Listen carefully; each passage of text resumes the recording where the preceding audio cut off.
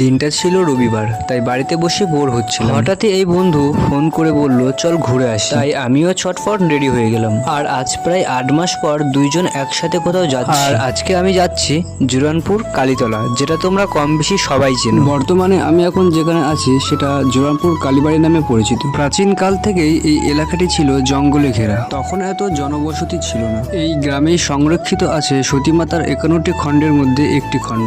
এই পীঠের পাশ দিয়েই যে গঙ্গা বয়ে যেত, তার পাশেই ছিল মহাশ্মশান। অনেক লোকজন ও সাধু সন্ন্যাসীদের কাছ থেকে জানা যায় এখানে সাধক বামাখ্যাপা এসেছিলেন। তারপর উনি তারাপীঠ চলে যান এবং ওখানে উনি সিদ্ধি লাভ করেন।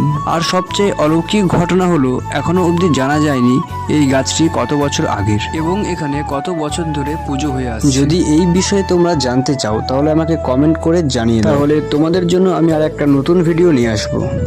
তো চলো এখনের মতো টাটা বাই বাই, দেখা হচ্ছে নেক্সট ভিডিওতে। আর ভিডিওটি ভালো লাগলে লাইক কমেন্ট শেয়ার করতে ভুলো না।